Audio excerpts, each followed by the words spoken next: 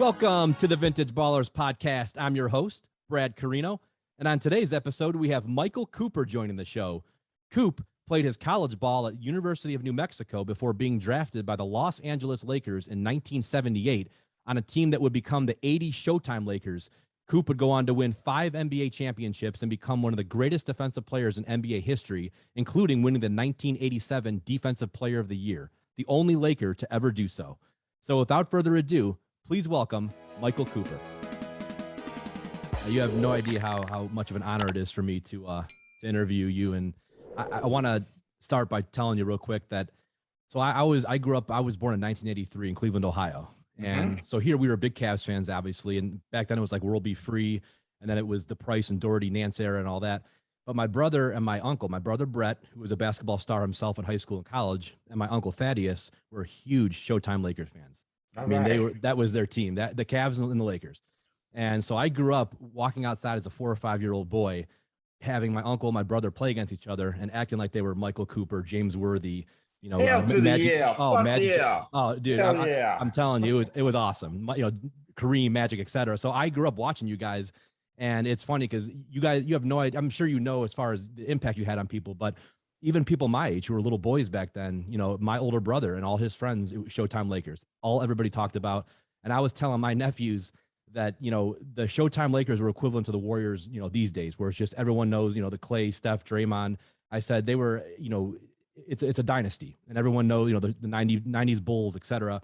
And I was saying the Showtime Lakers had the biggest impact, though, because they were previous to Jordan and all that. I mean, you guys and the Celtics really kind of took the NBA to a new level. And, we had never seen that before. In the 70s and 60s, a little bit different. But the 80s Lakers and Celtics, that was it. I mean, after then, the NBA became a global sport, and then Jordan came along and boom, it was over. So as you know, I mean, you guys had such a huge impact. And for me, I have some of my family lives up in Boston, Coop, and they're all diehard Celtics fans. My uncles who are like your age, diehard Celtics fans. So, of course, they grew up rooting against you guys. And then I had another uncle in Detroit who was a bad boy Pistons fan. So he also grew up. I mean, so I was telling them you're going to be on the show, and they're all excited. But I just wanted to kind of preface it by saying it's awesome to interview just because of all the different connections I have to the Showtime Lakers back then. Well, thank you. And we won't discuss that other side of your family, that Boston, Detroit. We'll leave them alone, okay? But, we'll leave them alone. It's true pleasure. But you know what? Yes, you go back to say something that I always tell people. The 70s were a different type of basketball.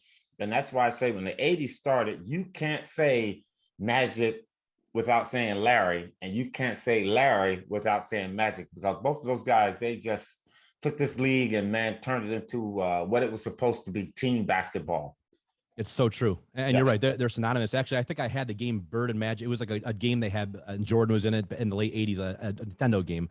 And I remember, I didn't realize the impact they had until I got older because I was so young then. Yeah. And it wasn't until I got into basketball really in the mid 90s when I really got into it, I understood everything about it, that I look back and I'm like, wow, Magic and Bird, that was it. I mean, and my brother was saying even in college, my uncle always told me, the rivalry they had back then. So, and it's neat because you actually saw all this. You were drafted a year before Magic, so you got to see all this from the beginning and kind of, see how it all transpired as far as you guys with Kareem, getting Kareem first, and then you came aboard, and then Magic, and then Worthy later on.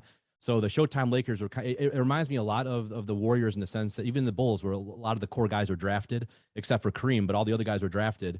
And that's rare nowadays, obviously, with a lot of the super teams in the past 10, 15 years. But you guys built it, in my opinion, the right way. And then, of course, Kareem, was the only exception to that. So I want to take it back real quick to your youth, Coop, and growing up in Pasadena. What was it like growing up there and playing high school basketball in Pasadena? What was your experience?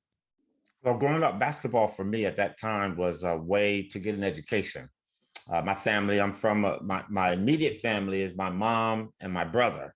But I grew up with my extended family, which was my grandmother. She had 10 kids and they had kids. So I grew up in a household of like 15 people.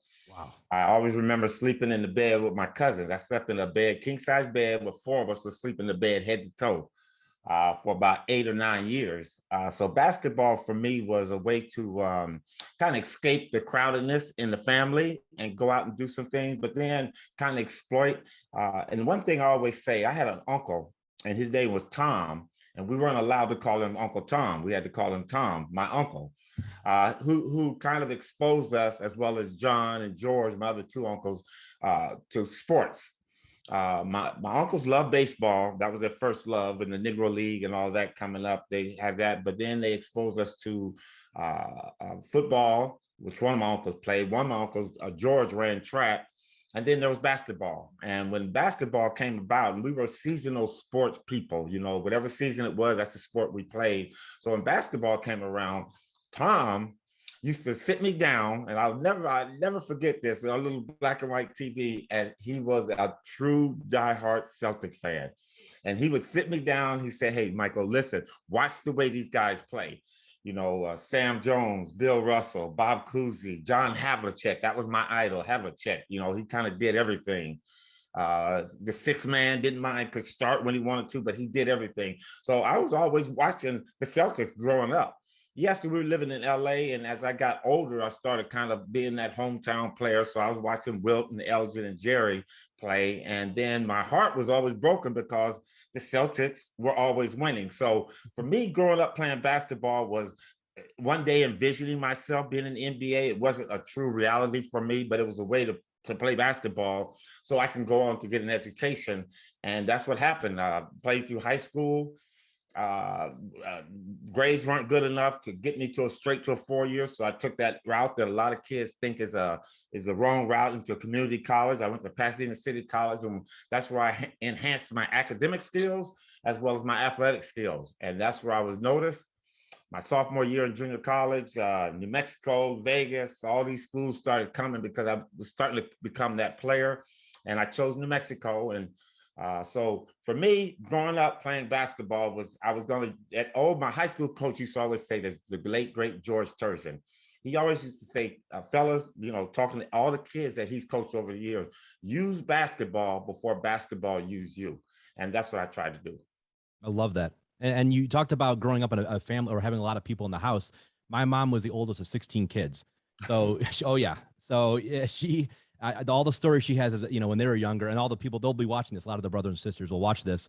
You know, they have a lot of stories too, sleeping in the same bedroom with 3 or 4 people in the same bedroom and all that. So she would definitely be able to relate. And so would all my uncles and aunts. And you talked about, wait. They will definitely relate to not being late for dinner. If you're late for dinner, you got the scraps and everything. So when they said, come and eat, time to eat, I was like one of the first, second, or third there. Because if you were that 14, 15 person, you were getting a piece of fat, what's left on scraping on the bottom of the bean bowl, or that kind of stuff. So that's great. Yeah. I trust me, I've heard all those stories. I always talk about that. And and you also talk about the community college. I went to community college for a few years myself. And I will say that I don't regret one bit going. And it really, for me too, I kind of struggled a little bit in high school, and the community college got me where I wanted to be. So I'm a very big advocate of a community college. And I think nowadays people are starting to kind of wake up to that, where years ago it was kind of you know, no one really wanted to, you don't go to a community college. Now it's different. So I definitely appreciate you bringing that up as well. And I wanted to touch base. Obviously, Kenny Thomas is a good friend of mine, and I want to give a shout out for him and Ari for making this happen. And, you know, New Mexico, why did you ultimately choose New Mexico, and what was your experience playing for Coach Ellenberger? Well, you know what? When I was taking my recruiting visits, I went to Utah State, and Coach Jim Herrick, the great coach, whole coach at UCLA, Coach Herrick was at Utah, and he brought me up for a recruiting trip, and it was in like December or January, right then, the time that you could go. And I'll never forget this, is that was my first recruiting trip, leaving California, because I love sun and, you know, the nice weather and stuff. So I go up there, and he says, Coop, you know what, you're going to love this place. And he had a great home. The team was good, the nice facilities in there. And then he took me snowmobile riding. And we went out, and I was having so much fun because the first time I had been in snow, I didn't know what snow was. So I'm riding around, and we got about 1.5 miles, 2 miles away from his home because he had this huge field. And the machine broke down. Oh, no. And his son was with me, and he was like, hey, listen, I'm going to ride back, and I'm going to get my dad and come back. So as he turned to go back, his runs out of gas. So we're 1.5 miles, 2 miles away from his home, and you can see it. It was like a little dot in the horizon over there, and we had to walk in about thigh-deep snow.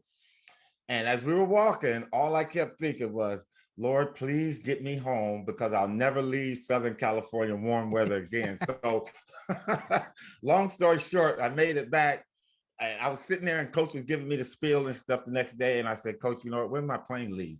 He goes, oh, you're going to be leaving in a little bit. I never heard anything after that. So I get on my plane, and I go home. I get home, and I remember he called me the next day. Hey, Coop, you have a good time? I said, Coach, listen, I'm not coming to Utah State because I wasn't dealing with no snow. So my next visit was to New Mexico. And I go to New Mexico, and I'll never forget this, because at the time, that like they have it now, when your plane goes and you go through the tunnel, you never get to see outside other than looking out your window. But back then, they used to pull those big stairs up to the door.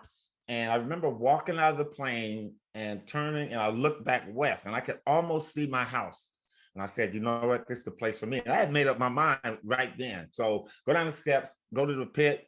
That was the second thing that sold me. The pit, probably one of the best fan-based colleges that you can play at. I mean, I've never seen that many people in my life in an arena. You know, the most I played in front of was 125 at our high school gym. And then at college, we didn't, at JC, we didn't have a lot of following. We had about 300 people there. So seeing 19,505, 1756, or whatever it was in there, that was a thing. But what sold me was, at that time, they were having a racial tension down there. And it was a big thing going back in 1976, 77. And all the Black players were boycotting. So they all walked off the team. I mean, you had some Michael Patterson, P.D. Gibbs, you had some pretty good players, but they were protesting against something. And so Ellenberger told us, he said, listen, if you guys come here, I only have 2 players on the team. And one of them happened to be Danny Davis, who played at Pasadena High School with me. He played a year before me. So he had left and went to New Mexico. Long story short, all the players was gone. And I remember Coach Ellenberger saying, listen, I got 7 JUCO All-Americans coming in. I was one of many, Marvin Johnson. And he said, I'm gonna throw the ball up and the best 5 will start. And I said, you know what? I'm going to be part of that. And that's why I chose New Mexico. Obviously, the weather played a part, but you know, it was the best decision I ever made. Great, great university. I had a wonderful time there. Coach Ellenberger taught me that tenacity defense on how to get up in people and want to smother them. I mean, obviously, Coop, you're a New Mexico icon. And, you know, when I talked to Kenny about it too, I mean, you guys, both of you guys really are New Mexico icons. And it's such a storied program now. And you know, the Pit, when I grew up watching games at the Pit, and there was nothing like watching games at the Pit. And it was just, you know, such a great atmosphere. It's one of those college, it's like, you know, Duke, and there's a couple of atmospheres that are like that. And the Pit is one of them. And when you were there, give us your favorite memory. And what is a lesson that Coach Ellenberger taught you? Well, the lesson Coach Ellenberger taught me was the defensive side of basketball. He was like, he's the first one that told me, because I had never thought about playing pro. I was just enjoying my college career, the 2 years I was there. And he was telling me, he said, Coop, you know what? If you're going to make it to the pros, you got to remember, when you get there, they got people that can score already. And, you know, the way that the story played out, I went to the Lakers and they had Jamal Wilkes, Kareem Abdul-Jabbar, and Norm Nixon. So his philosophy and saying to me what he said to me was perfect. He said, they got people that can score up there. Your niche on how you're going to make a team is by playing defense. And that's what I started doing my senior year. Became a pretty good defensive player. He allowed me to play different positions. I was able to guard some points, 2 guards, 3s, 4s. And back then they had them big centers, you know, 6'8", 6'9" guys. So I wouldn't mess with them because I only weighed 173 pounds. So I wasn't about to mess with those guys. But playing defense and playing that perimeter really enhanced my game. And Ellenberger was about in-your-face defense. Get up, smother them, become one. You're them, they are you, and just deny. And he really instigated that tenacity that it takes to play at the NBA level defensively for me. So I think the best memory I ever had was we beat, well, there was 2 of them. One, Marvin Johnson, who to this day holds the school record down there for most points. He scored 50 points in a game. And what makes that such a memory for me now, because this guy did it on 22 shots. He was like 17 for, I mean, something crazy like that. Then his free throws, and he did it without the 3-point line. Wow. And that stands big to me because, and that's all Marvin shot was 3-pointers now, that 3-point line they have in college. But this guy was, his nickname was Automatic. I've never seen anybody that could shoot without missing. I mean, just a nice, pretty jump shot. But that stands out to me because I was part of that. And I like to say, as Magic says now, when Kareem broke his record, I'm the one that gave him the assist. Well, I was the one that gave Marvin the assist to hit that 50th point. So that stands out. But the next one is winning the Western Conference Championship. We beat University of Utah, and they had Chambers down there. They had a really, really good Danny Vrain, some great NBA players that went on to play in the NBA. They had a very good team, and we ended up beating them, and we went, was it 13-1? And they were our last home game, and we beat them, and that game gave us the championship. And they had a picture of me because I was one of the team captains. And when we won the game, they had a cake. And somebody took a piece of the cake and smashed it in my face. And I'm like this with cake all over my face. And little did you know, the next day in the Albuquerque Journal, on the front page, and the front page of the sport is me with that picture, my number 22. And I got all this cake on my face. And I said, you know what, you guys put me in a very embarrassing situation, but it was very memorable too. Well, you talk about Coach Ellenberger and the defensive part of it. You know, I think when people think of Michael Cooper, they think multiple things: the High Sox, the Showtime Lakers, but of course, everyone who knows basketball thinks of the defensive end.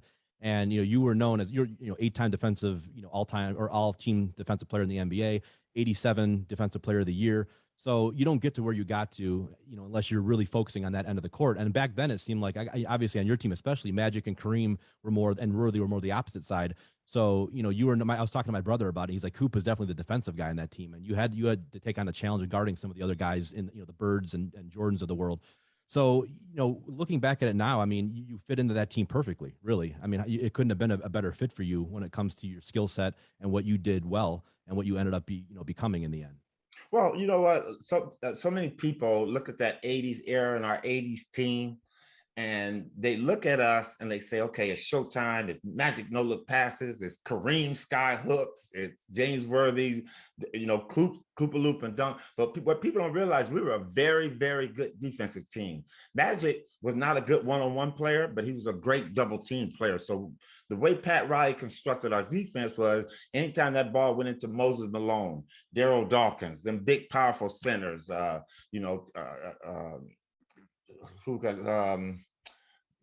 Malone, those type of players, when they got it in low post, Magic would go double, and our defense would line up, and we were able to get steals and deflections and hold teams to take some very difficult shots. So we were a very good defense, but I guess I would say I'd have to be the anchor to it. And being that defensive player in New Mexico, when I brought that there, Pat Riley always used to tell us, teams do great things, individuals will win some things. And individually, we had to stand out and be accountable for. So like Magic had to run our offense, so Pat Riley put a big onus on it. And on the other end, I was the one. So I had to tell Magic, Magic, get your ass on defense. Let's go. Come on, Worthy, you're better than that. So I was always instigating, and I think that was my role, and it really helped. And at the same aspect, when I wasn't shooting the ball, Magic said, Coop, you got to shoot the ball. You're going to go sit down. So it made me work on my shot and, become a better three-point shooter. But everybody had their role in that team, and we were a very good defensive team. And, I took my role very serious. Sometimes I took it too serious, and I was supposed to do things as on team defense, but I was out there guarding George Gervin, the late Mike Mitchell, Jordan. I'm out there on them where I should have been back in the middle helping out a little bit. So I felt if they weren't scoring, then I could possibly get a little notch on my belt and say, hey, listen, Coop held Jordan to 17 tonight, or held Bird to 12 tonight instead of their normal 28, 30. And Coop, going off of that, who was give me 2 or 3 of the toughest guys you ever had to face? I'll give you 3. The toughest guy I've ever had to face is Larry Bird. And I don't say that because what he said to me, I was one of the toughest guys to guard him. But I said that even before he made that statement, because the other one was Michael Jordan. Michael was very, very good with the ball. But once Michael Jordan passed it, he would kind of like go off to the side and stand and, just kind of like do anything. But Larry was in constant motion. He was setting a back pick for somebody. He was going to get offensive rebound. He was diving out of bounds for a loose ball. You have to always pay attention to him through the whole offensive possession. Another player that people forget about, and I say who's probably number 2, and he was very good, but there was so many. I mean, there was Dale Ellis and Dominique Wilkins, but Andrew Toney. Mm-hmm. Andrew Toney, people don't forget about this guy. This guy was labeled the Boston Strangler because he could definitely kill them when Philly and Boston played. And Andrew was acting up and going crazy on Boston. And my friend, the late, great Dennis Johnson, couldn't even deal with him. And DJ said, Coop, I hate guarding that guy. I said, DJ, I hate it too. But you know what? You strap up your boots and you go at them. But those 3, just to name a few, and I mean, I could throw George Gervin in there and Dr. J, but those 3 were the ones that really you had to pay a lot of attention to, especially Mike, because at the time I played him, Mike was so athletic. He didn't care a double team was coming because he'd back you down, jump up in the air, and he's over everybody. So he made that. But Andrew was a a real hard physical player that could post up, could take you off the dribble, one bounce dribble, but he was very, very good. And as I said, Larry Bird was definitely the best of reasons I've already told you about. And I feel like those Philly teams in that era, they don't, to me, get enough respect. Obviously you guys, the Celtics, Pistons, Bad Boy Pistons, and even MJ, they get a lot of the clout, but those Philly teams are phenomenal. I mean, early 80s, yeah, I mean, Chocolate Thunder, and even when Barkley came along, of course, Dr. J, Andrew Toney, et cetera, Moses Malone, they were loaded. So it was a really, a great team. And I feel like they don't always get the credit they're due. When you talk about Larry Bird, my brother wanted me to ask you this. He said, ask Coop, when you were guarding Bird, what tricks did he use on you to get away from you? You know what? The one thing about Larry that I got a chance, Larry was supposed to be one of the best shit talkers. He would say things to offensive players and things like that. I heard the one story that I love about him is that during the playoffs against us, Casey Jones was on the ground drawing up a play. And Larry was looking at him and he told KC, give me the ball and tell the rest of the team, get the fuck out the way. With saying that, those are things he would say out on the floor to different people I hear, things he would say to Dominique when they had their great contest. But you know what, Larry, against me, he knew that talking was going to bother me. And I knew it wasn't going to bother him.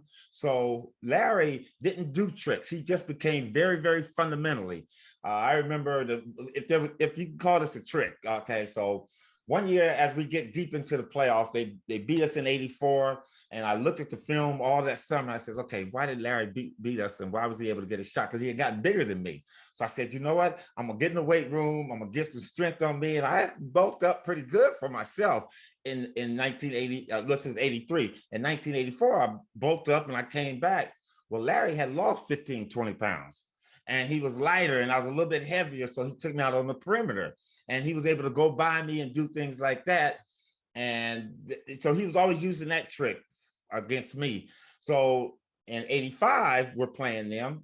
And now I said, you know what? I'm going to lose a little bit of weight. I didn't stay in the weight room too much. I got to get long. Now Larry is posting me up. He gained 25 pounds. So he got bigger. And, now I really needed to double team. But in '85, we were able to overcome that. But Larry wasn't about tricks with me. I don't know what you can say about other guys, but with me, he was just very fundamental.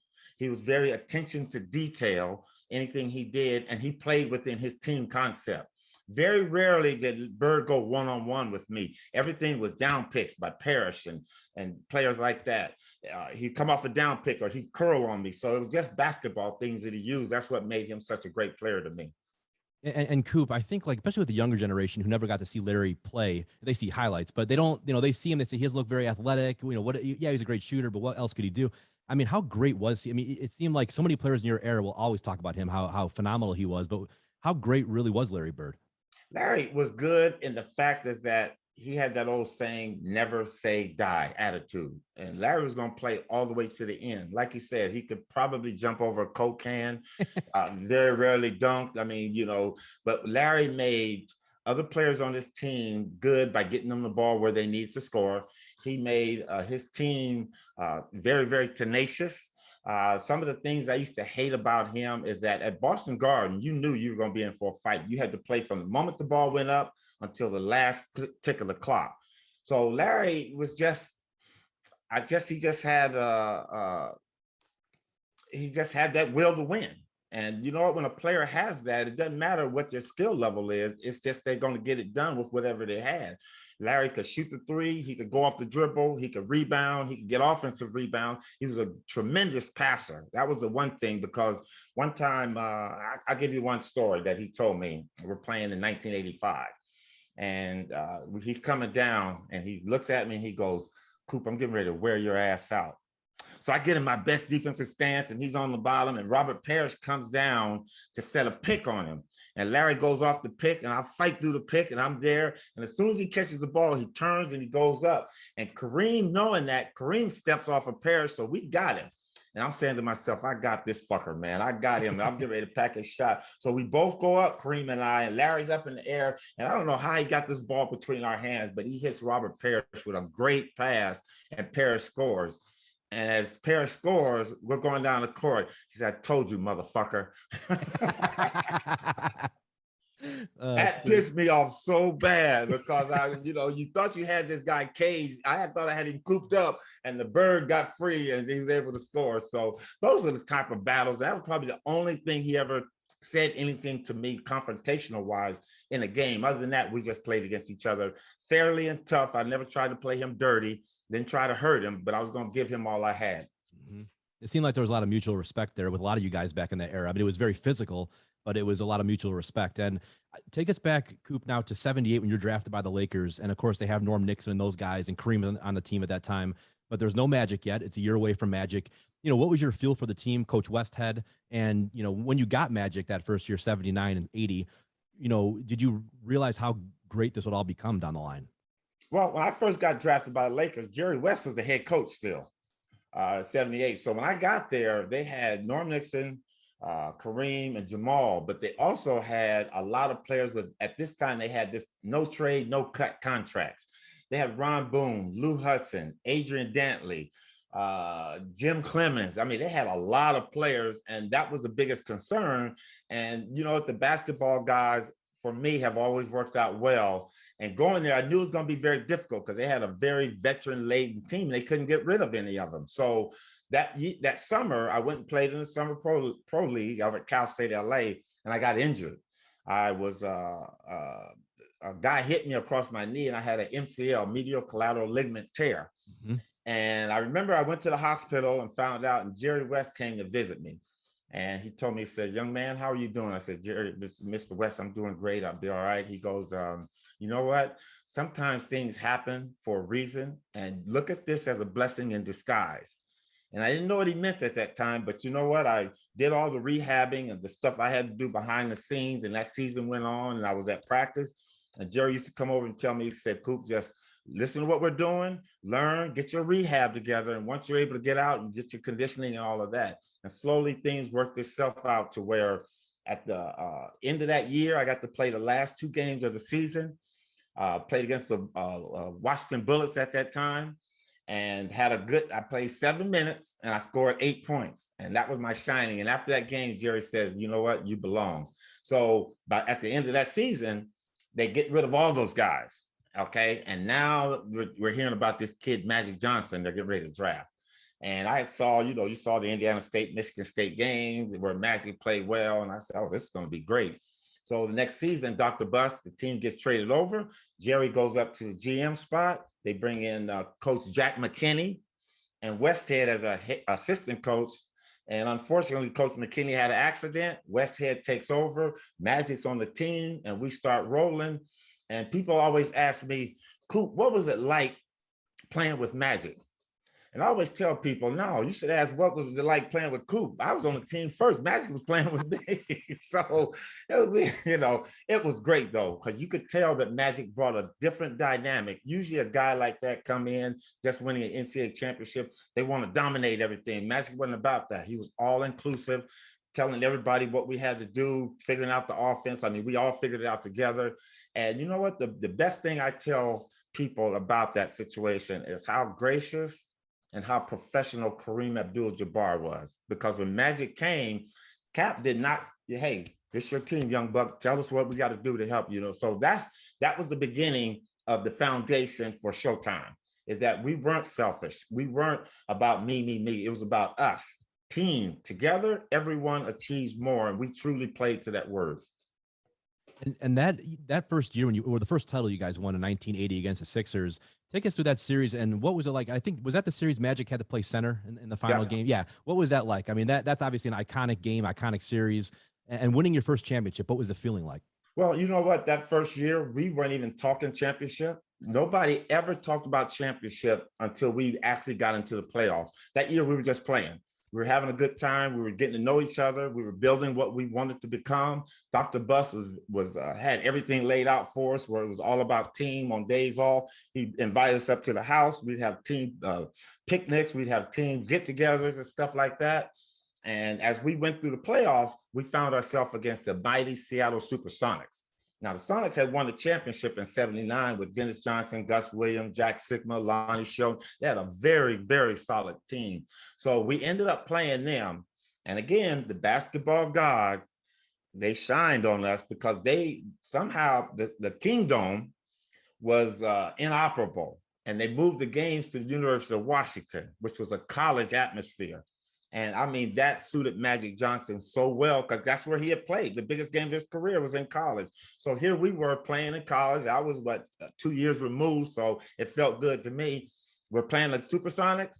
We go out and we play them extremely well, and we end up winning that series. I think it was like 4-1, 4-2, but we won on a college floor. And that was the first time that we had talked about, hey, you guys, let's go win a championship. So we find ourselves, we get through that game. Now we find ourselves against the mighty Philadelphia 76ers, a very good, solid team. Maurice Cheeks, Dr. J, they all ready. And we go there and we play them. In the fifth game, I think we're at home. Kareem goes up, he twists his ankle, and we're heading to Philadelphia. It's 3-2, going to Philadelphia. And I remember that everybody was in shock because, you know, we were kind of thinking, oh, we don't have a chance now with our cap. That's going to be very difficult for us to win this game. We find out that Kareem's not even going on the trip. So the next day we're on the plane. Everybody's kind of like, okay, what's going on? And we hear this music coming down the thing and onto the plane. And Magic gets on the plane. He has a big old boom box on his shoulder. And he goes, what's wrong with y'all? And everybody was like, well, Cap's not here. And when he said that, Magic goes, have no fear. Earvin Magic Johnson is here. And from that moment, he set the stage for what we were about to do. We land in Philadelphia, we go have shoot around. The next day, we get ready for the game, and we're getting our game plan before we go out to layups. We go out and do our layups, come back to the huddle. Magic goes, Coach Westhead goes, okay, Jim Jones, you're going to jump center. Magic goes, no, I'm a jump center. Everybody turned in, what? You go, yeah, jump center. And you know what? I've never asked him this, but I know Irv so well, is that was a psychological ploy to Philly. So when he stepped into the center, that I remember Daryl Dawkins turned around, was looking like, okay, you know, and ball went up and we were winners from there. And we went on, and Magic did the greatest thing, 42 points, 15 assists, 15 rebounds, the greatest performance by a rookie ever. But what people don't realize is Jamal Wilkes had a career high of 37 points. Michael Cooper had his career high 17 points. So we just played, man, and that was the beginning of what they call Showtime. And Showtime was just a name for championships. It was a different name for championships, Showtime, okay? And we use that as our mantra. Whenever at some point in time of the game, somebody would yell it. Could be me, could be Magic. It's usually one of us. Kareem didn't talk much, but at one point in time, somebody would say, come on, y'all, it's Showtime, let's go. We knew that was our key word. And so winning that first championship was special because it was our first one, but it wasn't one we expected to win. But every championship after that, or every year after that, we expected to win a championship. Coop, that's so cool to hear these stories because I never knew about the high school, or about the college you playing at the University of Washington. I never knew that. And there's a lot of, so much underlying, stuff that nobody knows about behind the scenes that you forget about or you don't know about. So to hear this from you, coming from someone who is on all 5 championship Showtime team, it's pretty awesome. And that's why I say, listening to me, don't listen to that story Winning Time that they got out now. I was going to ask you about that. Yeah. Only 2% of that is true, man. I don't watch it. I haven't watched it, but the Lakers are coming out with their own. But you know what? From my friends, because I have people, my wife will sneak upstairs and watch the episode and let me know. But you know what? If they had really, really told the story, that would be so I think so cool, because again, that was a different time and a different kind of basketball, and it was special for Los Angeles, and especially for Los Angeles Laker basketball. But none of that's true, all that stuff, because Jerry West was never like that. Dr. Buss was never like that. And anyway, yeah. I have several friends text me, say, hey, ask Coop about the show. I'm like, I'll ask him. So going back, I want to take it through a couple other championship years, of course. But before then, obviously, and this is another one of my buddies texting me this too. He goes, don't bring this up to Coop. The Dr. Jade Dunk, the infamous 1983 Dr. Did you or at the time when it happened, did you realize how iconic that dunk would become? And, obviously Dr. J was already an icon and his legacy was already cemented, but that dunk, it's played so much now. And at the time when it happened, did you realize like this is going to be, one of the greatest, if not the greatest dunk in NBA history? I'll tell you this, and this is a true story. When I went after Dunk, if you watch, he was on the sideline running, and I kind of broke at him. And I knew it was Dr. J, and I knew he was the all-time greatest dunker. But I was saying in my mind, Dr. J's going to the hoop. In my mind, I was set myself for the greatest block ever. And had I been able to get there, because by the time I got to the rim, he was on me like this. That's why I ducked and got away. But had I been able to get there and get turned, that you know what? We'd be talking about a whole different thing. But you know what? I mean, you know, Doctor, and I talked to Doc about it. I had him on my show. I have a podcast, Showtime with Coop, and brought Doc on. I said, Doc, you know, why do you have to do that? And he said, Coop, man, that's what I do. But, you know, I always say this: if you're gonna get dunked on, be dunked on by the best, not some scrub off the 100%. I was just end of the bench. 100%. I was gonna say that. Like, if you're gonna get dunked on, it might as well be the most iconic dunk of NBA history. I mean, that was. It's so funny because a little kid, I remember seeing that. I never knew it was you underneath him until later on. And then I think it was my brother. Like, that was technically, I wasn't underneath them. I was underneath them. Yeah, I had to bring that up. My buddy Jay texted me. He's like, ask Coop about that dunk. I was laughing. So I'm gonna say this too about that dunk. You know what? I get paid whenever they show that dunk or stuff like that. I get a paycheck from that because they can't show it. They can't show it without paying Doc. And I know they had that, I guess, what was it, a bourbon or whiskey? It was like about maybe 5-6 years ago. I received a nice check from that. But you know what? My kids was like, Dad, we don't want this money because I'd rather for you not to have gotten dunked on. I said, man, listen, that's basketball. That happens. But I tell you this, had I been able to get up and get turned, and I always wish this in the back of my mind, and if I could replay that over, if I could have got turned, that would have been the greatest block of all time. Yeah, I would have. Might have broke my hand, but I'd have been blocking it till my wrist. Oh, that is great. Yeah, I wanted to ask you about that. And when you go back to now, take it through '84 and the Celtics. You talked about that series already, but the '84 finals, and it's known as one of the greatest finals of all time. And the Celtics beat you guys in 7. That was that was really in the heart of the Celtics Lakers rivalry. And I'm sure a lot of my family from Boston will want to know about this. But what was it like facing those guys, so many times, and just the rivalry itself? And who was besides Larry, who was some of your favorite guys to compete against on Boston? Well, my least favorite is ML Carr. I couldn't stand that towel waving fuck, man. And ML Carr and I are great friends today. And I always let him know how I felt about him waving his little white towel out there and getting it going. And he got the crowd going. But you know what? That was part of basketball. And I always say everybody on the team has a role to play. If you're a bench warmer or whatever it is, there's still something that you can contribute to the team. And that was his. Playing against the Celtics was probably the greatest time of playing basketball. And see, a lot of my fans, Magic, he used to hate it, but I love playing in Boston Garden, the old Garden, where there was dead spots. I used to walk around with a ball and find the dead spots, so I knew not to dribble there, or I could force DJ or Bird there, but they knew it so well too, is that when they got to those spots, they pound the ball a little harder to make sure it came up. But playing in Boston, the fans were so knowledgeable. That was the one thing I appreciated. Although they got mean and nasty sometimes, they were still very knowledgeable fans. And they were fans that appreciated basketball. Danny Ainge was one of my favorite, least liked guys. Danny and I go back to at college where he played at BYU, and we had a scuffle back then, and he and I fought then. So we just took it to the pro game and we fought again. But, those are some fun times because every year, Boston was going to come out just the same way. The Boston was almost like a machine. You knew what you were going to get. And if you weren't ready for it, they were going to beat you. And you know what? I like to say more times than not, we were ready, but the times that they beat us, they got us good. And you know what? 1984 was a hard loss because the first time we were seeing them in a championship series.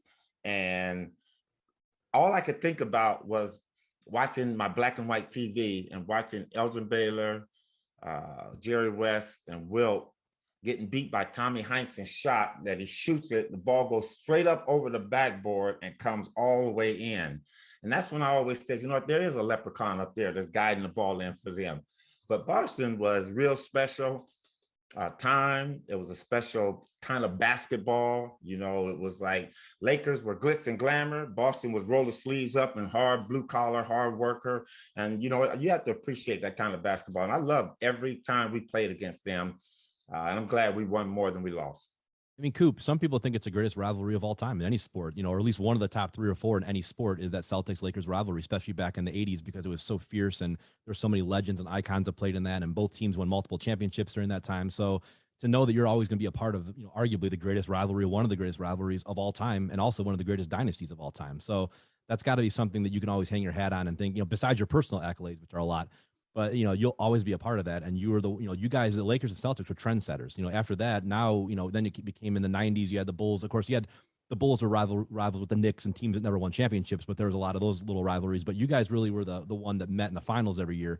And we haven't really seen anything like that since. I mean, you had the Cavs, Warriors, and I'm from Cleveland, but that wasn't really much of a rivalry just because Durant went there, and then the Warriors smoked us a couple years. But you guys really, you never knew who was going to win every time you guys faced. It could go 7, it could go either way. So that had to be fun as a player. And it was game to game. You really didn't have home court advantage because the championship teams can win on the road or at home. It didn't matter. And I think that's what both of us provided, is that both of us were champions. And, so what, we're playing at the Forum. It's the only difference is the crowd is rooting for us. They're not against us. So we could have played at a neutral place. It would have been the same thing. So even at the Boston Garden, there were some Laker fans there. And at the Fabulous Forum, there was some Boston Celtic fans. So as you say, it was a great rivalry. And of all the things that I'm very, very appreciative of and proud of is being part of that whole atmosphere and part of that great rivalry, because it still lives on today. And people now, as we get older, can really appreciate the way we play. When you watch basketball today, there's never 3-point shooting. Back then, championships were won in the paint, and that's where the ball went. Absolutely. And I actually run the Instagram page, the 90s NBA. And I think I have 200 and some former players that follow the page, and I post a lot about, and that was still a pretty physical era. Obviously, that was really the last era that was, and maybe even the 2000s was very physical. And it's funny because a lot of the players, even the former players, will comment about that and how, it was a man's game. I mean, not that it isn't today. There's still a lot of great, of course, the athletes are incredible, but back then it was a truly physical, brutal game. And I had Ricky Pierce in the podcast, and he was telling me how tough it was just to score 20 points in the game. I mean, you get elbowed and knocked down, and you didn't just score 20 points, standing outside the 3-point line. There wasn't a 3-point line before, for a while. And now, you got knocked down. You had to go through screens every time. People were elbowing you, hand checking you. It was a brutal game, really, in that era.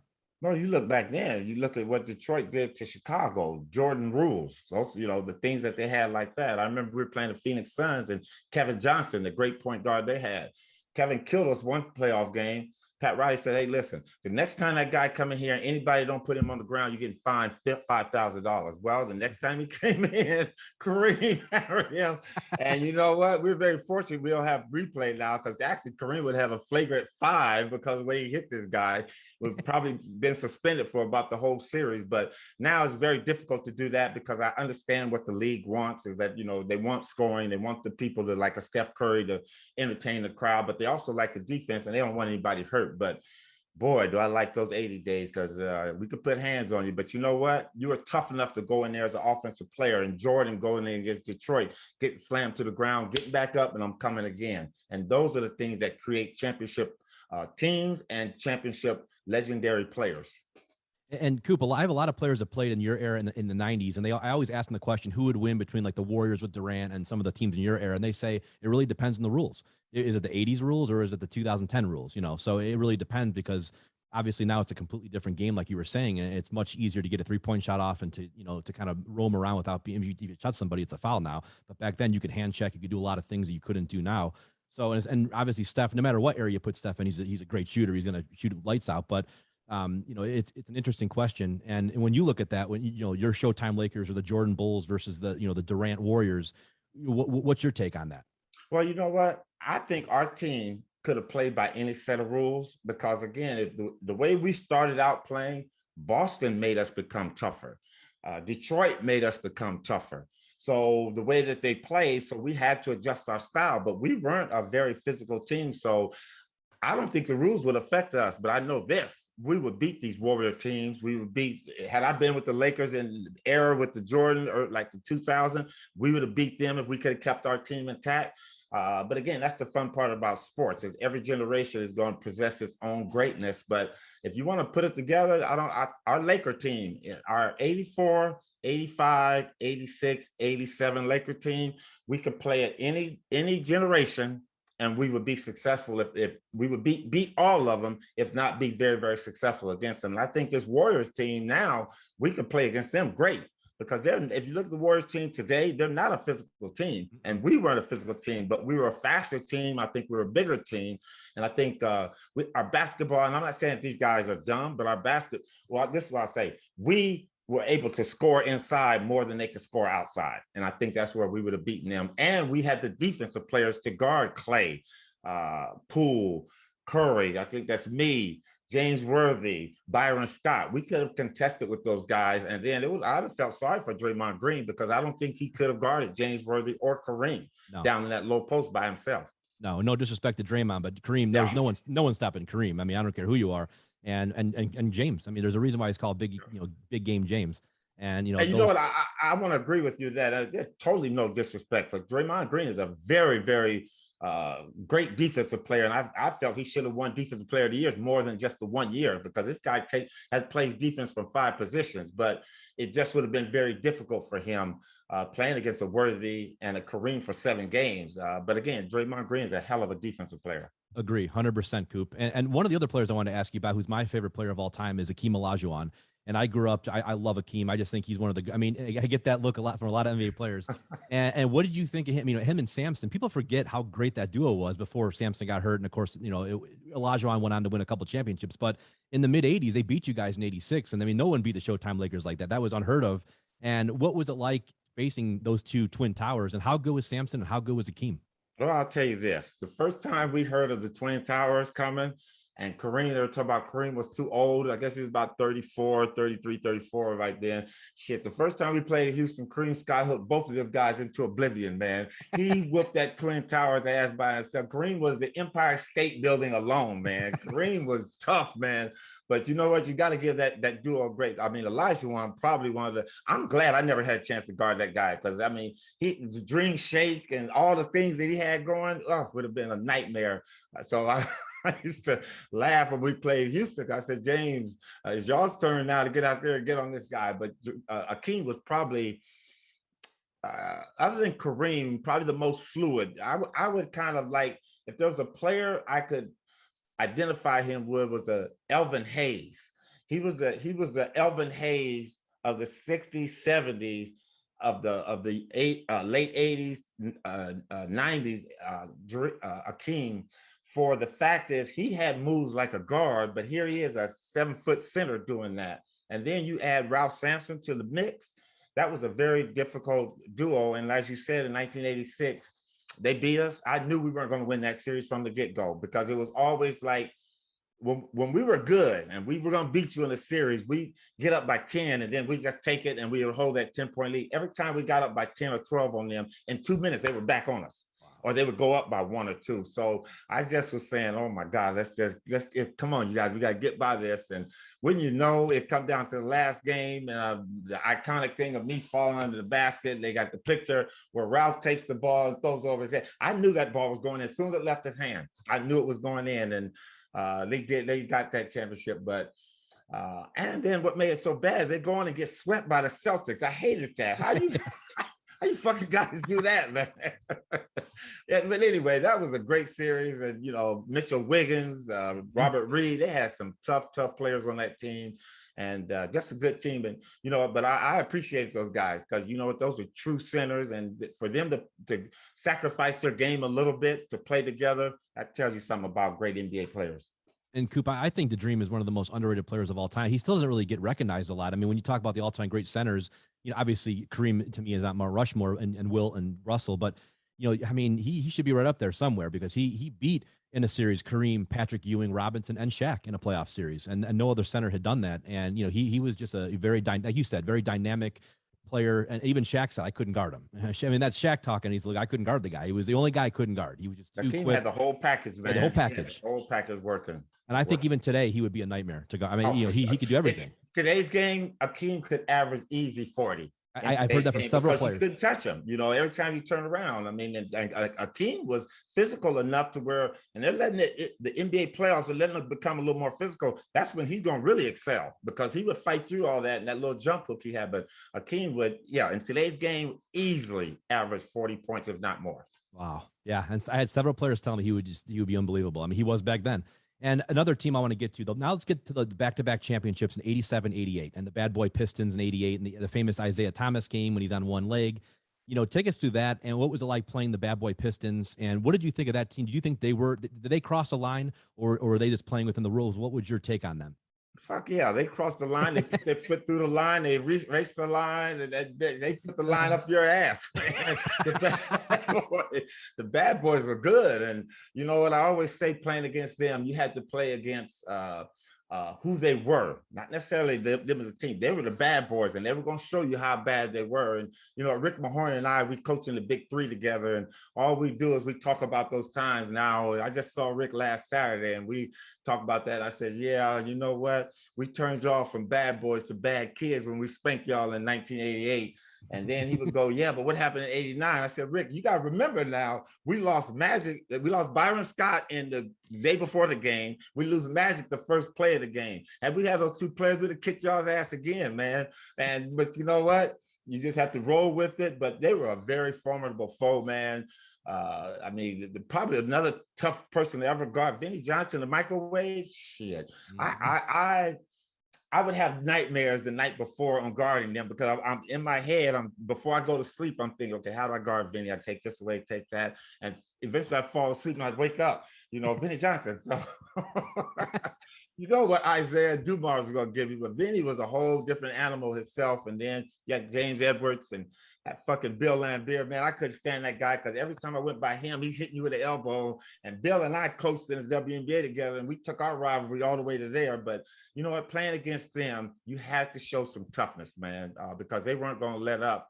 And then you throw the comedian John Sally in the mix, who's going to be out there trying to make you laugh. Coop, what's that perfume you got on? I said, John, I don't wear perfume. I wear cologne, man. So John Sally's a crazy guy, man. And then, of course, they had Dennis Rodman. So that it was a pleasure beating them in 88. It really was. And then, Isaiah had that 27-point quarter on a bad ankle. I don't care if he had a bad ankle. And today, Isaiah and I talk about that. And I said, man, I wish you weren't hurt, because maybe you wouldn't have been able to score all those points. So, but, they were a formidable foe. And you know what?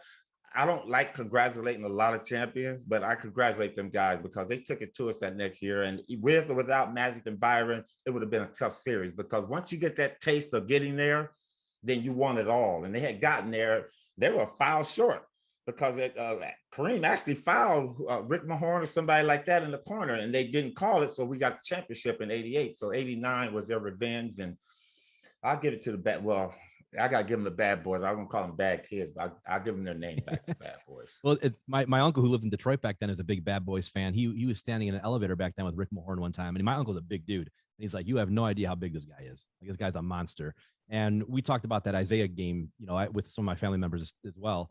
Where do you put that Isaiah performance when you had all those points in the quarter on basically one leg in all-time NBA folklore? Like, is that, a top 5 performance, or where do you put that?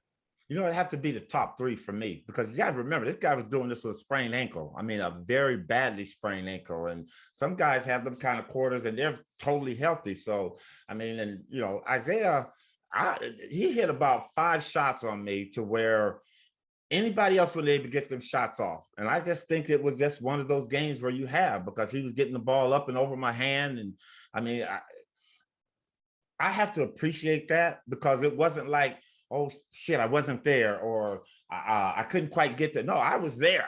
And as a defensive player, your job is to make this guy take the most difficult shot he can take, and you keep your fingers crossed and hope that he wasn't missing. So again, I say kudos to Isaiah, because Isaiah, we talk about that too. He said, Coop, man, I could have lit you up for 40. I said, Isaiah, that wasn't going to happen, because I would have made you sprain your other ankle before that. So, but that was a great performance by probably what they call one of the greatest little men in the game. And Isaiah was not little by any means, but again, shorter than most people. But that had to be a top 2 or 3 games in a quarter for an NBA player. And for the younger kids getting to watch this, go Google that. If you haven't seen it before, go YouTube that. It's an incredible performance. And I remember as a little kid watching it and thinking, what's going on here? I mean, it was unbelievable. He did all that in 12 minutes. It's unbelievable. It really is. It's one of the greatest single performances in finals history. And it's just one you want to go look back and watch. Now, at the end of the era, the end of the Showtime Lakers era, late 80s, early 90s, MJ's coming along. Did you see what was going to become the 90s with MJ just dominating, or was that, did you see him being, a guy who's going to win 5-6 championships, or was it more of this guy's going to win 1 or 2 and then he's going to, what did you think at that time? Great players have a tendency to watch what other teams are doing. And I'm going to say this, Isaiah Thomas, before 1989, in 1985, we beat Boston. I look around, Isaiah's in the locker room standing over there to the side. 87, we beat Boston again. I look around, Isaiah's in the locker room standing there just watching in the corner and stuff like that. And of course, he said congratulations and all that. But Isaiah was watching and he was understanding how to build a team and put a team together. And if you look at the way Detroit was built, it was almost built identically to what the Lakers would have. They went out and got Rodman. They had John Sally. They went out and got a more fluid center in James Edwards. They had Mahorn and Lambeer as their Kurt Rambis and AC Green, those kind of stable guys. And then they went out and got a very formidable three-headed monster in their guards. It was me, myself, Magic, and Byron Scott. Dumars, Isaiah, Benny Johnson. So he went out and got what he needed, and eventually they broke through in 1989. Well, you look at the Bulls. They started looking to see what he had. They had Craig Hodges, a lot of other people. Then they go out, they get Steve Kerr. Then they start putting their pieces together. And then they have big Luke Longley as their center, a big bruiser, but still a mobile player. And then Pippen and Jordan get together, and then they get their three-headed monster in Pippen, Jordan, and Kerr, Pippen and Jordan and Hodges. What's the kid name that played the Cleveland, the guard? Harper. Ron Harper. Ron Harper. Yep. They get Harper and add him to the mix. So they started building, that process of building started in like 87, 88 for them. And then it went through 89. And then they break through what they call the Jordan rules, where Detroit is beating them up on the East Coast. So you could see the development of that. Jordan had all the accolades going back from when he got into the league in 83, 84, of scoring so many points. And now Mike's job is to, what, guys, let me help. And I hate when people say, and I say it sometimes myself, he makes them better. You have to have confidence. What he did is Michael Jordan started having confidence in his teammate and allowing to pass the ball, because he knew, I had confidence that they're going to make the play or they're going to hit that shot. So when Jordan starts doing that, now the team starts flourishing and starts evolving. I think they start getting down the triangle offense with Coach, what's the Lakers? Phil Jackson. Phil Jackson. Yep. They start understanding the triangle offense, and then they start coming into their own. And that's why they made that run in the 90s, because again, all teams are watching what makes championship teams on other teams, and they start slowly but surely building that process. And take us back. What is it like playing for Pat Riley, and what influence did he have on your career and you as a player? Pat was very, very meticulously detailed. Everything, he got the I's across the T's. Our practices were geared strictly for that next opponent. We just didn't practice the same way all the time. There were certain things we did at the beginning, figure eights, weaves, three-line rushes. But when we got into the heart of our practice, how we designed our defense, how he prepared us for playoffs, how he prepared us for the Western Conference Finals, how he prepared us for the championship games. It's something that, as a coach now, because I have done some coaching, I used all those things that he used against us, used with us, to use with my players now. And attention to detail. If you want to know Pat Riley, that was his thing. He always paid great detail on everything he did in preparation and during the game. And even now, playing for Coach Riley. I was going to say, Coop, even now with the Heat, I mean, look what he's done. He's still, even now, he has a great team, and that's without, LeBron and Wade and those guys. He built another, team that has a chance to go to the final. So he just keeps doing it. He really is an icon in the game, and it started with you guys. That's when everything started, and he's continued 30 years later. Well, you know what? I'll tell you this.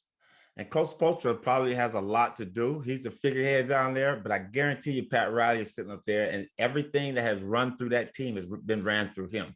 I guarantee he's laid out how things are supposed to work. Yes, okay, Coach, you can kind of do your thing, but I'm telling you, this is the format. This is the foundation on how you start this process. And you know what? Those guys are a small team, but they're very, very tenacious team. They play defense well together.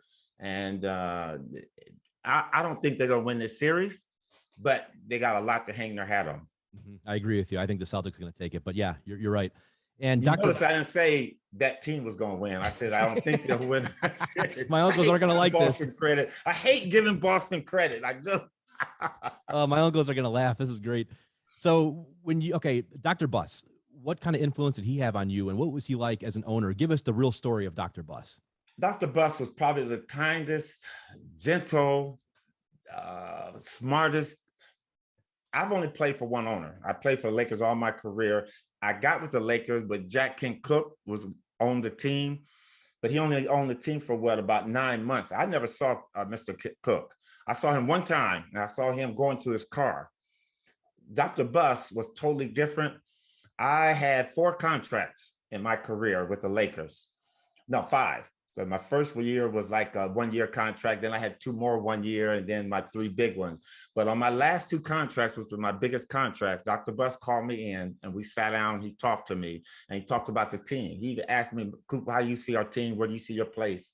And I'll never, ever forget him for that. And the one thing I love the most is when we would talk numbers, and he would be very, very serious when he said, Coop, listen, you're a 6 man. This is what 6 men around the league are making, this and that. And this is what I want to pay you. And he always gave me the option. He said, if you don't want it now, you can go get it somewhere else. I said, no, Doc, I love it here. He said, well, we want you here. And he shook my hand. And I, like I said, never worked with any other owner. And that was big to me because I grew up, my uncles were like that. A handshake is like the signing of a deal. And when I shook Dr. Buss's hand, he said, now we have a deal. He said, yeah. And so we get up and we shake hands. He says, okay, I'm gonna send this to my attorneys. They'll get with your agent and all that. And you know what? Every time we had no complications in my contract. It was the way it was. We had agreed on that. I didn't want to go anywhere. The Lakers wanted me there. And so for Dr. Buss, probably that was the thing. He was a man's man. And when you shook his hand and he made a deal with you, he wasn't going to deviate from it. He wasn't going to go do any back page flip or, okay, well, the attorneys come back or okay, well, we're going to change this. Or no, it was nothing like that. It was just the way we had talked about it. And I always appreciate and love him for that. The other thing, he was the smartest guy that I've experienced, been around real estate wise. You know, he would always tell me, Coop, if you want to invest in anything, knock on my door, come on, we can sit down and talk about it. I'll tell you what's going on around the country and stuff like that. And that was something that I did not take advantage of enough. I think Magic did a better job than all of us because he was around Dr. Buss a lot. And I think Dr. Buss really showed him how to become the businessman after basketball. And those are the things. The kindest guy would always help us out in the community. Coop, what do you have going on in the community? You know, anything I can do to help. Dr. Buss, the one thing I'll say though, I never ever saw him in a pair of slacks. I only saw him in jeans, but I loved it because that was who he was. He was a down-to-earth, cool guy. He was an owner that we respected, that loved his players truly. There was no racism in him at all. He saw everybody as one. You're a Laker. You weren't black, white. No, you were a Laker player, Laker employee. And he treated the Laker organization like part of his family. And that's why we are the way that we are within the Laker organization to this day. They still reach out to former players. I mean, no matter how long it's been, they're still reaching out. They'll have a Laker luncheon that everybody's always, I mean, I'll get hey, I haven't heard from this guy in 10 years. Well, no, you're still part of the Lakers. So that's the one thing I appreciate about Dr. Buss and love it always. And Coop, where do you put, when you look at the Showtime Lakers, what legacy did you guys leave, and what was your impact on the game? Well, I think what we left was the Lakers being a championship team, and championships are what this organization is about. It's okay to have a down period here and there, a year or two or something, but you got to rebound and come back. And when you put that Laker uniform on, you're not just playing for you or your money for the moment. You're playing for all the Lakers that have ever come and played for the Keith Erickson, Happy Harrison, all the players that have ever been that wore that Laker uniform for more than 2 or 3 years, even if it's for 1 year, you're still considered a Laker. But that's what it's about. The Laker organization is a championship organization, and it started from the ground. And I like to think that it started with Jerry West, but we were the first team, the generation in the 80s, that 80s team, to set the bar really, really high. And I think players now have to understand that. And I think that's what you get sometime. And thinking about the Lakers this year, you know, they just think that they come here and I'm a Laker. No, you're playing for all of us, man. So there is no other thought than winning a championship. This is not about being the best in the regular season. This is not about being a Western Conference champion. It's about being a champion. And there's things you have to do to become that. And I think that's what players have to understand when they sign on and they decide to put that purple and gold on. I think I would like to think my legacy that I try to leave with the Lakers, and one thing I'm very proud of is of all the Laker great players that's ever played this game. And you can go all the way back to the big guy. What's his name? The center. Wilt or all the way back. You got to go to George Mikan. George Mikan. You can go all the way back to George Mikan. I'm the only Laker to ever win Defensive Player of the Year. Wow. And that's something that I hold very, very dear. I was always hoping that maybe the late, great Kobe Bryant could do that. And I think he, you know, if it hadn't had that Achilles injury, there could have been a time where Kobe could have been Defensive Player of the Year, a la Michael Jordan. But that's the one thing I like. I would like for another Laker to become Defensive Player of the Year.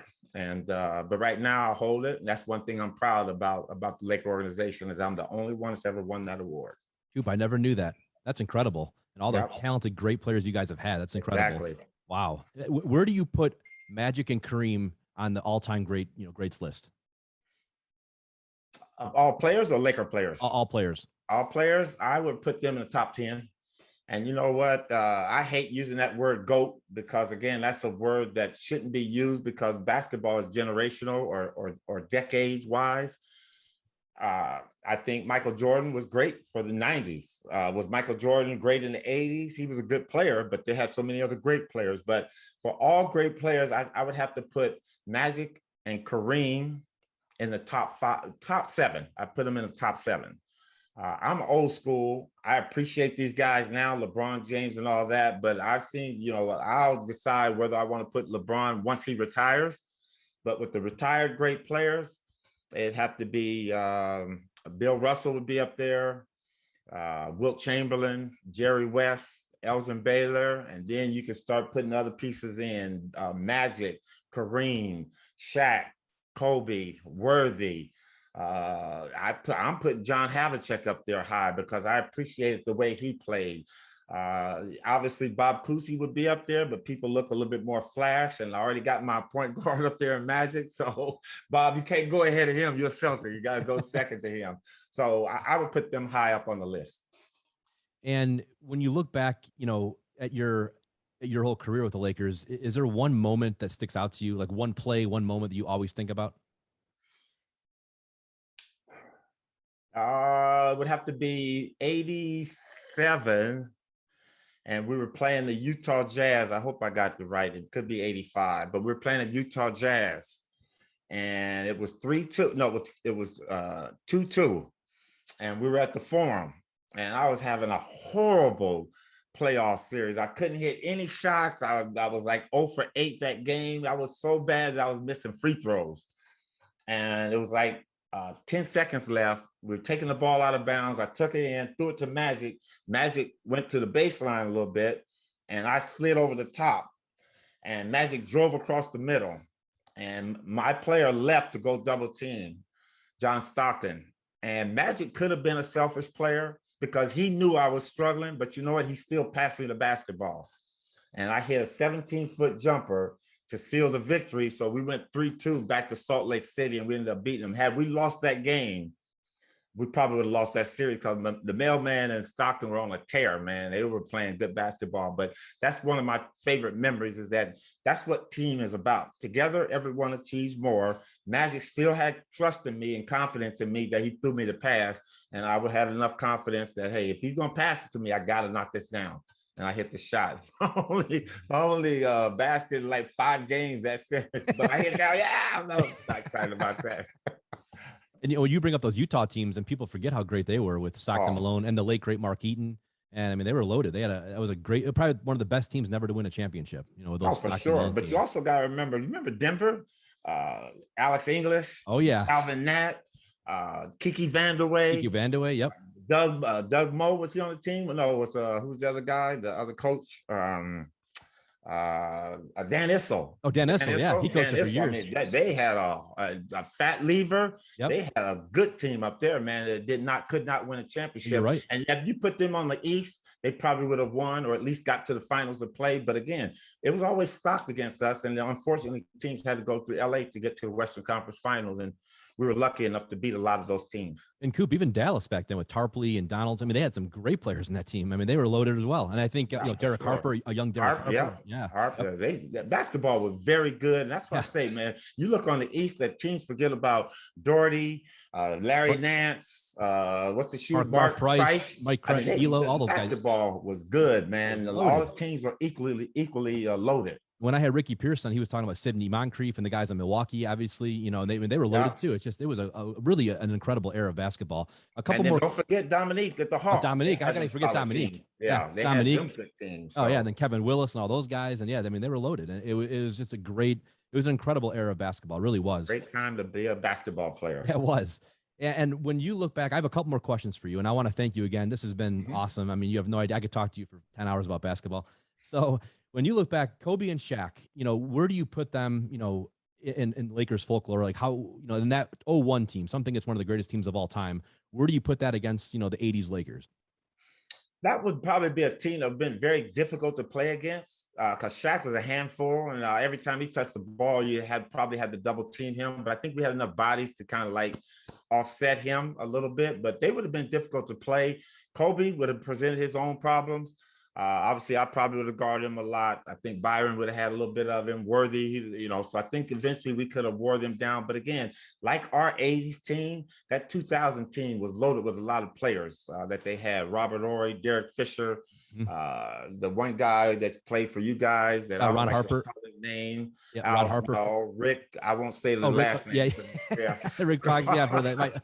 Because he was a Celtic and came over to the Lakers, and I don't like that. How can you go green to purple and gold? That's impossible. That's right. He did switch. I forgot about that. Yeah. So that guy was on the team, and he was pretty good. But the they had a solid team. And then coaching wise, I think Phil Jackson could have definitely rivaled Pat Riley. Yeah. I mean, it's funny. And back then, like, I totally forgot about Rick Fox switching. And I grew up, I'm a Cavs fan. I grew up in Cleveland, so I'm a huge Cavs fan. But again, I hear it from my family up in Boston. And they've won how many championships in all the sports in the last 20 years between the Red Sox and Patriots and Celtics and Bruins? I think they've won 12 championships. So it's all I hear about is how, and they might, who knows what the Boston this year and the NBA is going to do. But, hopefully not good. Hopefully not. It'll probably, I'm guessing it's going to be Warriors in Boston. It'll be a good series though. I don't know. It'll be a very good series, but I think Miami's going to make this a series before it's over with. I agree. I definitely agree. When you switched over to coaching and in the WNBA, what was that like? And what was it like switching from player to a coach? And I know you won, back-to-back championships in 01 and 02. What was it like coaching, the WNBA Sparks to those championships? Well, you know what? I was ready to retire because I left the Lakers in '90 and went overseas, and I played for Il Messaggero in Rome. And I just always knew that when I didn't want to come to practice, that was going to be it for me. So one day I didn't want to come to practice. So coming back, and then watching the WNBA, kind of how it kind of evolved over the years. And Rhonda Wyndham was our PR director at the time. And she was telling me, Coop, the WNBA is going to be a professional league. You want to get in? And I was, So eventually I got into it. But I'm so happy that I did get into it.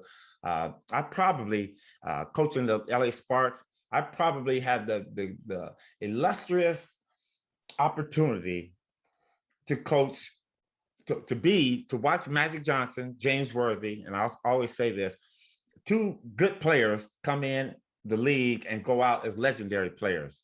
And I had that same opportunity with Lisa Leslie to see a good college player, a good professional basketball player, and the way she wanted to develop. And I always remember her telling me, I would say, hey, Lisa kind of do like this. And eventually I gave her a nickname of Smooth, which she still likes today. I actually like that because she was so smooth. But the way she practiced and stuff, and she was like, Coop, I need you to coach me like a guy. Coach me like you coaching one of the guys. I say, all right. Well, I never had, with women, you don't ever have to curse at them because they're so smarter than us from the age 5 years on up. So now you got a professional, but she would always bring something new every year. And I'll never forget this in 2001, when we won our second championship. She came and she goes, Coop, I've been watching tape on Akeem Olajuwon. I want to learn those moves.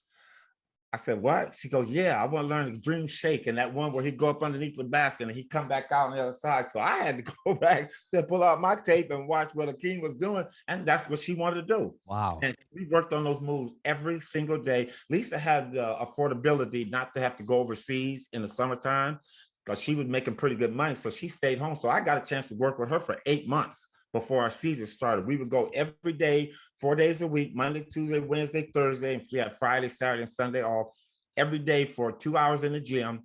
And we would work on moves, on her shooting threes, free throw shooting, the whole package. So I got a chance to see her become the Kareem for women's basketball, Lisa Leslie, and the way that she took our team. And I started putting Laker plays in. I was running our Laker stuff with them. And, you know, to see that materialize the way it did and to be part of the growth of the WNBA, because the league took off then.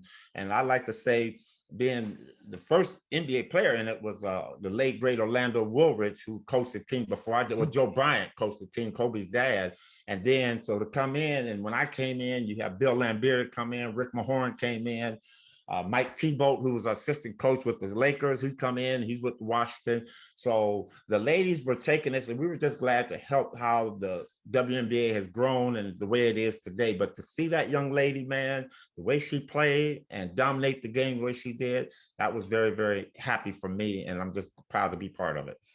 And it's cool because back then, as you guys were winning back-to-back championships, that's when Kobe and Shaq won their 3 in a row. It was right the same exact years. So LA was on top of the basketball world back then. I mean, nobody was beating. That's right, baby. Both sides of the gender. Yep. Oh yeah, I remember. I was in high school then. I remember that, you know, vividly. And we had in Cleveland, we had the Rockers for a couple of years. I don't know why they left. I was kind of disappointed because they actually had some good crowds, and I mean, they were, you know, people were kind of taking the team on, and then they left. I think I don't know if it was 4 or 5 years after that, but we had some, good teams back then. Yeah, we did. Very good teams. Yep, yeah, we really did. And the first couple of years we were very good. So it was kind of a shame when they left, but.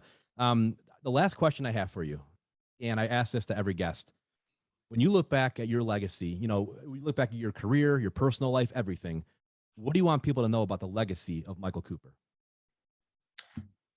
That he came to work hard, came to work every day. I clocked in, that I was about community, I was about family, and I played hard. I came and I left it out on the court, and I always tried to play fair. Never cheat, but there were times I had to against the Celtics, so I won't tell you when, but no, I just, that I was somebody you can count on, you know, friend or foe, on the court or off the court. Well, Coop, I can't thank you enough for coming on, and you're a legend. And again, for me, with all the personal, growing up as a little kid and having my uncles in Detroit and Boston and my uncle here in Cleveland with my brother, all I talked about was the Showtime Lakers, and it was such a huge part of my childhood. And to be able to interview someone that my brother and my uncle used to act like they were in the driveway, is pretty cool. Because I mean, that's all I heard was Cooper, Worthy, Scott, Kareem, Magic. I mean, so my uncle actually gave me a Magic jersey from back then years ago. I still have it because they were such big Showtime Lakers fans. So when I told them you're going to be on the show, they couldn't believe it. They were just blown away. And I really appreciate you coming on. And, you know, you're a true legend. And again, you're one of the greatest defensive players in the NBA history. And you're a part of, you know, arguably the greatest, if not one of the greatest dynasties of all time. Thank you so much for having me. It's been a lot of fun. Well, thanks. I really appreciate it, Coop. Okay. Take care. We'll talk soon. Okay, thanks. All right. Bye.